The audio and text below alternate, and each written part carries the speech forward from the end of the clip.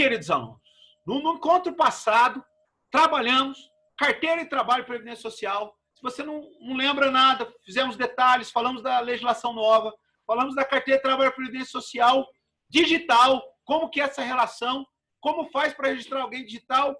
Eu preciso ter a minha.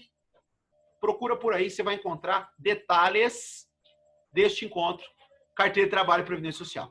Tudo isso, queridos alunos, faz parte de um bloco de estudos aqui que se chama processo de admissão. Está tudo lá dentro, processo de admissão. Vai lá, dá uma conferida em carteira de trabalho e previdência social. Quero, nesse encontro, falar duas coisas importantes. A primeira, registro. Vamos falar do registro do empregado. Olha só que coisa importante. Vamos falar do registro do empregado. Também vamos falar da anotação desse registro na CTPS. Então, vamos trabalhar. Constância aí. E veja, primeira coisa importante. Geralmente, os populares, quem não tem como você aí conhecimento sobre a administração de RH, sobre RH, vai dizer o seguinte: ah, eu sei que está registrado, eu sei porque registro é isso aqui, ó. Registro é o que está na minha carteira. Mas não é isso. Isso aqui é anotação. Registro é outra coisa. Então, primeira lição, olha que coisa importante. Registro é diferente de anotação na carteira de trabalho e previdência social. O registro é um ato mais complexo do que a anotação. E eu queria trazer esses detalhes para vocês, que registro está disciplinado na CLT e também numa portaria do Ministério do Trabalho e Emprego. Começo falando, e você pode tomar nota, já grifar aí nos seus estudos. Registro, artigo 41 da CLT. Quero compartilhar com você do registro do empregado. Opa! Do registro do empregado. Deixa eu ajeitar aqui. E aqui eu quero, com você, fazer essa doce leitura do registro do empregado. A partir daqui, nós temos informações importantes. Olha só o que diz o artigo 41 da CLT. Em todas as atividades, será obrigatório para o empregador o registro dos seus respectivos trabalhadores, podendo ser adotados livros, fichas ou sistema eletrônico, conforme instruções a serem expedidas pelo Ministério do Trabalho. Vamos falar das observações de fato. Nós estamos hoje, aqui nesse encontro, em julho de 2020. Em julho de 2020, não existe mais Ministério do Trabalho. Não existe. Existe Ministério da Economia e o Ministério do Trabalho está dentro do Ministério da Economia. Se chama, é uma das secretarias do Ministério da Economia. Ok? O governo atual deu aquela enxugada nos ministérios. E aí, o Ministério do Trabalho agora é uma secretaria. Ele morreu como ministério, é uma secretaria. Dito essa informação histórica, primeira meditação. Todas as atividades no Brasil têm que ter registro? Sim ou não? Pensa aí comigo, 30 segundos. Sim! É claro que sim. Todas as atividades realizadas no nosso país têm que ter registro. Todas. Não importa qual seja.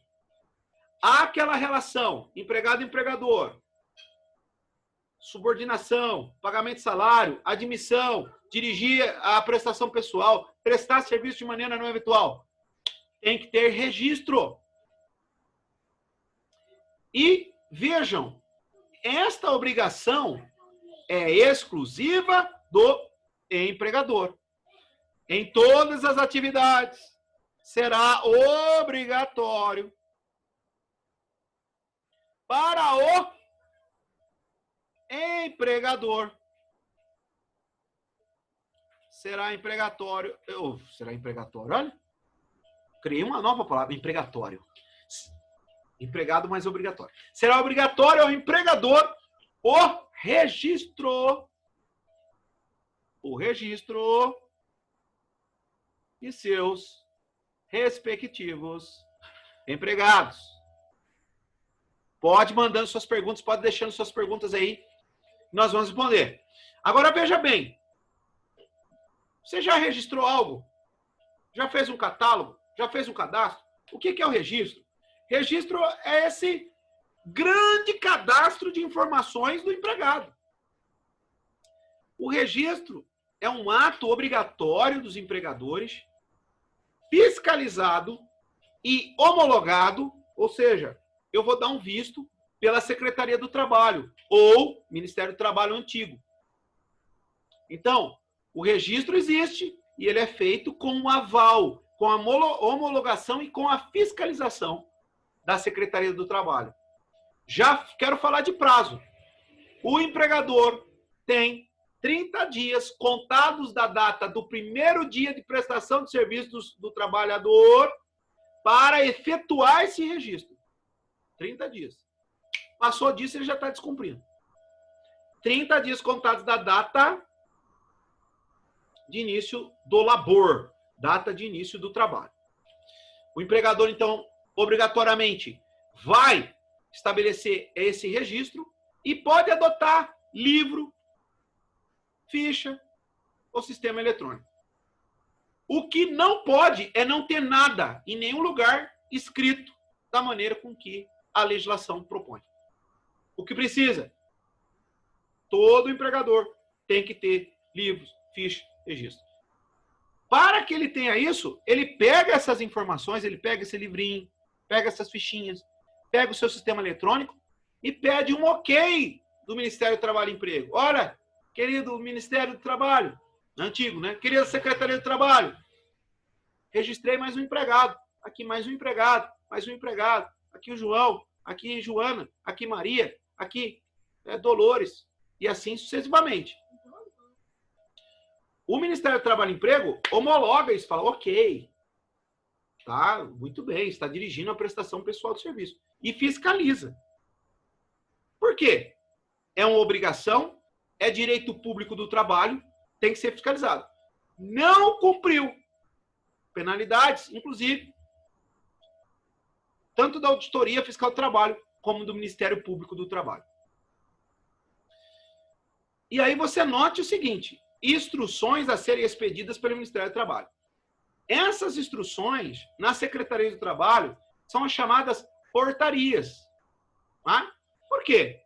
Porque todo órgão, todo organismo ligado e estruturado dentro da administração direta ou indireta, os seus atos administrativos, que são atos de realização de execução, têm nomes, né? Então, todos os chefes de secretarias, eles adotam e fazem suas normas, suas regras por portaria. Portaria é o nome de um ato, de um tipo de ato administrativo. Então, essas instruções são sempre expedidas através de portarias. E eu quero chamar a sua atenção para uma dessas portarias, que é a portaria de número 41 de 2007. Atualizada, hein? Vamos trazer aqui a portaria atualizada. Olha aqui. Vem comigo.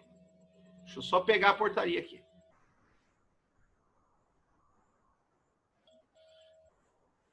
Claro, até o momento, qualquer dúvida você vai mostrar. Pode perguntar, pode trazer seu questionamento. E a portaria já começa com um negócio interessante, já começa com a proibição. A portaria de registro e anotação de empregados já começa com proibição. Então está aqui a portaria 41 de 2007, que disciplina o registro e anotação de empregados em sua anotação, em sua efetiva CTPS. E aí, olha só como começa a portaria. Ela já começa falando do que o empregador não pode fazer. Não pode fazer. O que ele não pode fazer. Então, ele já começa o seguinte: proibir ao empregador que, na contratação, na manutenção do emprego, faça exigência de quaisquer documentos discriminatórios obstativos para a contratação. Posso falar o seguinte, tenho visto por aí, já vi por aí, e com base na legislação, é proibido empregador pedir e consultar para a contratação cadastro positivo de empregados, para saber se o empregado ele está ou não no SPC Serasa. Não pode. Por quê? Isso é um documento discriminatório. Então não pode, o empregador não pode exigir na contratação lá, ó, inclusive traga prova do seu cadastro positivo. Não pode. SPC Serasa Boa Vista, não pode. Não importa se teve dificuldades na inadimplência ou não. Ele tem direito ao emprego. É proibido. Tá? Mas eu já vi por aí. Cabe ação. Cabe ação. Tá bom? Também é proibido o empregador faça exigência de documentos obstativos para a contratação. E é claro, os documentos obstativos aqui é aqueles que colocam obst, ou seja, que impedem a contratação. E veja bem, eu tenho até uma pergunta para a semana, aí uma atividade para vocês sobre isso. Então não quero falar muito agora, quero deixar aí vocês trabalharem durante a semana. Ao final aqui do nosso encontro, vou revelar essa pergunta para você. Mas, olha só, proibido o empregador, né, na contratação, na manutenção do emprego, exigir documentos discriminatórios ou que tragam algum impedimento na contratação, especialmente, olha só como o legislador quis trazer uma ênfase, especialmente. Por quê? Eu já vi também pessoas falando, Nivaldo, professor Nivaldo, olha, eu processei a empresa X. Será que eu vou ser contratado pela Y? Claro que sim. Não tem nada a ver uma coisa com a outra. Tanto que, especialmente, é proibido o empregador exigir certidão negativa de reclamatória trabalhista. Ou seja, certidão negativa é o seguinte, exigir que o empregado prove que nunca processou nenhuma empresa. Olha só que situação. E isso, inclusive, já vi algumas pessoas falar, ó, então não vou processar não, porque eu processo a empresa e depois eu nunca consigo o emprego. Não é assim. Todos nós somos sujeitos passivos de direitos e deveres. Assim como os empregadores, que ao descumprir as regras, deve ser levado isso a conhecimento do juízo. Já que no nosso ordenamento, o juízo, ele fica guardando alguém narrar o fato. Se ninguém narrar o fato que está acontecendo descumprimento, no nosso caso, descumprimento de regras trabalhistas, ele não vai fazer nada, não vai sair atrás e ficar, tá tudo bem. Não, tem que narrar o fato, tem que chegar ao judiciário se houver descumprimento de direitos legais. Essa história de deixa quieto. Deixa quieto. Deixa para lá. Não faz do cidadão um cidadão de exercício de direitos e deveres. É claro, você pode pontuar se vale a pena para você economicamente, mas não moralmente, você está dentro do seu direito, estruturalmente está dentro do seu direito, inclusive não perde nem nada se for contratado por outra empresa. Olha que situação, vamos pensar na situação? Estava ouvindo alguns depoimentos aqui, nós estamos falando de Araraquara, e aqui na região de Araraquara, cito porque é público, a rede Sempre Vale está em recuperação judicial. Um dos mercados da rede Sempre Vale foi comprado aí pelo Savenhago, certo? É possível que se contrate alguém do Sempre Vale antigo? Agora, se essas pessoas do Sempre Vale antigo não ingressarem com reclamatória trabalhista, eles não receberão seus direitos. Não receberão. Não receberão. E aí, isso não pode ser algo que impeça uma nova contratação. Também, olha só, alô você mamãe, teste, exame, perícia, laudo, atestado, declaração, relativo à esterilização, ó, cito, relativo à esterilização ou estado de gravidez. Não pode o empregador exigir que eu prove que eu não estou grávida. Ou exigir, eu nem posso engravidar. Ou conceber, ou etc, etc. Então isso é proibido. Fere diretamente direitos fundamentais do empregado como cidadão. Então, a nossa portaria aqui de registro já começa com proibições. O que não pode o empregador fazer. Agora, o que ele deve fazer em detrimento disso? Ele deve fazer o seguinte. Diz o artigo 2º, alterado, inclusive pela portaria 1195 de 2019, de setembro. Recentíssima portaria que deu aquela agilizada no e-social. Cabe aqui, inclusive, nós fazemos um encontro só para falar do e-social. Mas, basicamente, é o seguinte. O governo anterior tinha uma plataforma que era o e-social. O governo atual mudou a plataforma. Simples assim, é mais resumido. Mudou a plataforma, não quer mais saber do e-social, mas mesmo assim ele continua sendo usado para algumas atividades. Tranquilo? É isso. Então, como deve ser feito o registro do empregado? Os empregadores não obrigados a utilizar o e-social, né? Deve o registro do empregado conter as seguintes informações. Nome do empregado, data de nascimento, filiação, nacionalidade, naturalidade. Número e série da carteira de trabalho e previdência social. Número do PIS ou do PASEP. Data de admissão, cargo, função, remuneração, jornada de trabalho, férias e acidente de trabalho e doenças profissionais quando houver. Parágrafo único. O registro de empregado deverá ser atualizado e obedecer à numeração sequencial por estabelecimento. Então, essa minha ficha, esse meu livro, esse meu cadastro eletrônico tem que ter essas informações. E essas informações são homologadas pelo Ministério do Trabalho e Emprego, pela Secretaria de Trabalho. Tranquilo? Tem essas informações. É claro, queridos alunos, o seguinte, para ter essas informações, eu vou precisar de alguns documentos. Lembre-se, nós estamos falando do bloco aqui de processo de admissão. Então, não perca, eu tenho um encontro especial para falar de exames e para falar de PIS, PASEP, tá? Então, não perca, eu vou falar disso em detalhe. Mas, é claro que para algumas coisas, nós vamos precisar de alguns documentos. Isso aqui é o que tem que ter no cadastro, na ficha, no livro do empregado. Tem que ter isso aqui. Se não tiver isso aqui, está errado. Tem que fazer de novo. O Ministério do Trabalho não homologa. Ele fala, não, mas você não anotou aqui a jornada de trabalho do empregado. Você não anotou aqui o nome da mãe do empregado, o nome do pai. Você não anotou aqui quanto que o empregado ganha. Você não anotou aqui onde ele vai trabalhar. Você não anotou aqui o que ele vai fazer. Você não anotou aqui quantas horas ele vai ter. Tá bom? Então, registro. É isso. Aqui, faço uma observação do artigo 3º, que é o seguinte.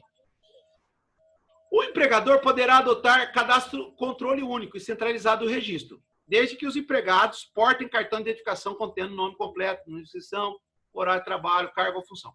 A ideia é o seguinte, o empregador, que tem vários lugares de trabalho, pode ter, num lugar só, o registro de todo mundo, mesmo que tenha uma empresa em Matão, uma empresa em Américo, Brasiliense, uma empresa em Santa Lúcia, em Araraquara, eu posso ter a sede lá em São Paulo.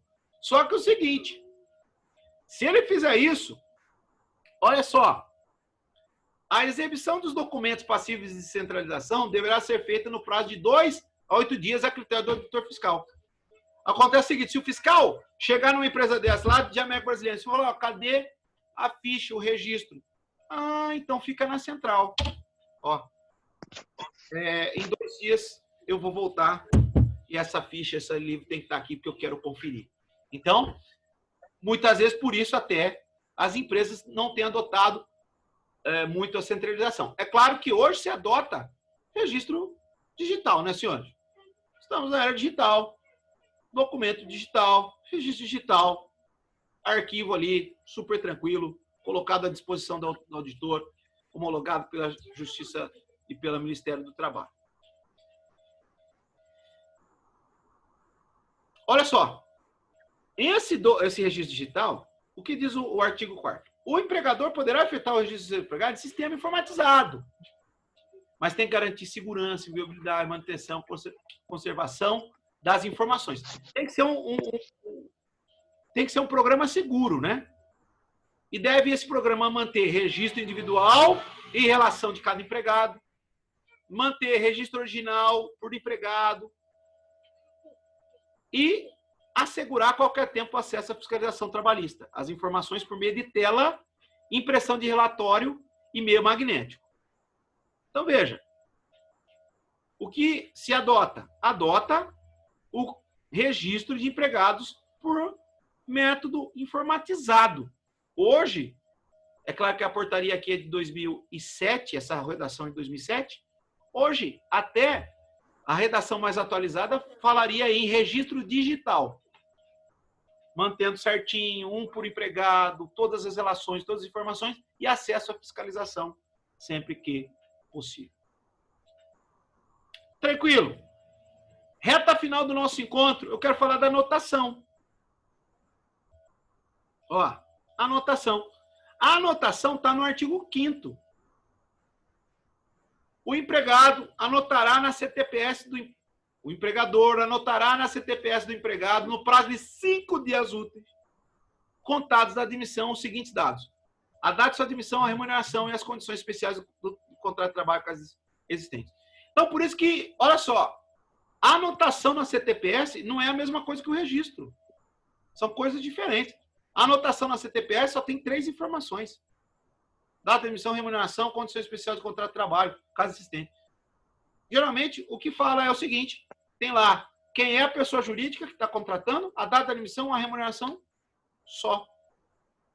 Por isso que o registro é muito mais complexo, é um ato complexo, homologado pelo registro de trabalho, com mais informações, mais detalhes, inclusive mais informações pessoais do empregado. Já vimos em encontro anterior que as demais anotações deverão ser realizadas nas oportunidades mencionadas no artigo 29. E aqui eu queria destacar uma. Sempre que o empregado quiser, precisa atualizar a anotação na carteira de trabalho e previdência social. Sempre que ele quiser. Eu quero atualizar. Será atualizado. Sendo assim, eu quero, ao encerrar o nosso encontro hoje, falar do artigo 8º dessa portaria e passar aquela atividade para você aí pensar durante a semana. Artigo 8º diz o seguinte: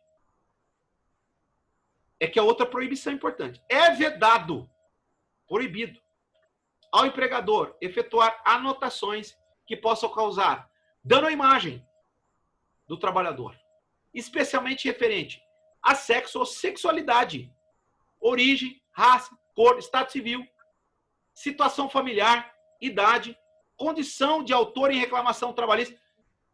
Você note aqui que ele voltou a falar desse tema: saúde, desempenho profissional ou comportamento. Então, nenhuma anotação desabonadora pode constar em nenhum registro do empregado. Sobretudo, anotações em sua CTPS, registros internos e externos. Inclusive, e especialmente referentes a sexo e sexualidade, origem, raça, cor, estado civil, situação familiar. Ou seja, tudo aquilo que faz do empregado ser um cidadão único, com características individuais, com situações externas individuais. Tudo isso diz respeito somente a ele e não pode ser anotado. Inclusive, ele pode ser até um empregado que não tem um bom desempenho, não pode ser anotado. Inclusive, ele pode ter um empregado que quebra a máquina da empresa, sei lá, tem um mau comportamento. Não pode ser anotado em lugar nenhum. Maravilha! Sendo assim, nós caminhamos hoje, percorremos processo de admissão. Qual foi o ponto do processo de admissão hoje? Registro do empregado nos termos do artigo 41 da CLT e a anotação, não é? Nos termos da anotação e registro nos termos da portaria, que é a 41 de 2007 do Ministério do Trabalho e Emprego, fazendo, então, relação às distinções, às diferenças entre o registro e essas instruções normativas a que faz referência o artigo 41 da CLT, discorrendo sobre os pontos principais da portaria de registro e anotação. Quero pensar aqui com você agora naquela questão que eu prometi. Pergunto a você. O empregador pode, no processo de admissão do empregado, solicitar certidão de antecedentes criminais em qualquer situação? Pode o empregador solicitar ao empregado certidão de antecedentes criminais em qualquer situação? Anote sua resposta. Quero saber aí o que você me diz